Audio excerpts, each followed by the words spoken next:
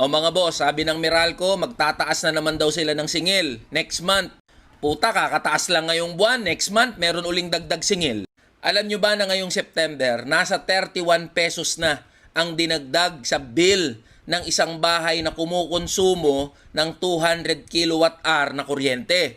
O next month, nasa 66 pesos na ang ine-expect natin na dadagdag sa electricity bill natin. Putang inang Meralco tsaka gobyerno to, walang awa sa mga consumer. At alam nyo ba mga boss na isa sa malaking kagaguhan nitong Meralco tsaka ng gobyerno, sinisingil tayo ng pagkalaki-laki doon sa hindi naman natin kinonsumo o ginamit na electricity. Ang tawag dyan mga boss, yung system loss.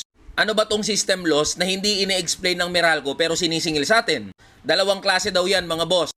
Yung technical tapos yung non-technical. Madali lang intindihan yan mga boss. Halimbawa niyan technical loss mga boss, kapag itatransport o itatransmit yung kuryente mula doon sa planta, power generator, papunta doon sa mga distributor, gaya ng Meralco. Doon daw sa pagtatransmit ng kuryente may nawawala. Halimbawa mula doon sa planta 1,000 megawatt. Pagdating doon sa distributor 950 na lang. O yung nawalang 50 dahil sa pagtransmit ng kuryente, tayo magbabayad nun. Isa pang halimbawa niyan, kunyari, may pumutok na transformer, nasira yung transmission line, yung cost o halaga na nawala o kailangan gamitin para dun, tayo uli yung magbabayad nun. Yung non-technical loss naman mga boss, halimbawa niyan, kunyari, merong jumper, merong illegal connection, ikakarga yan ng Meralco sa mga bill natin para tayo yung magbayad nun. Kita nyo yung kagaguhan ng Meralco? Putang ina, napakaswerteng negosyo, no? Yung nalulugi at nawawala dyan sa Meralco, binabawi niya sa atin, sa mga consumer.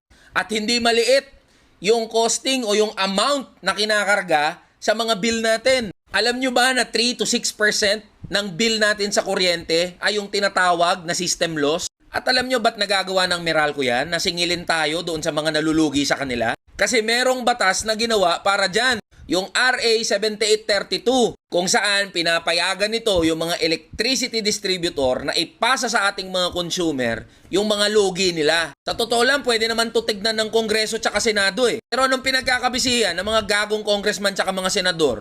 Walang katapusang hearing. Ito dapat yung pinag-uusapan nyo, hindi ang walang katapusang drama nyo dyan sa Kongreso tsaka Senado. Puro kayo papogi tsaka porma dyan Kaya mga boss, kalampagin natin yung Department of Energy, yung Kongreso at Senado. Natignan nila at i-review nila itong kagaguhan ng Meralco na ginagawa sa mga consumer niya.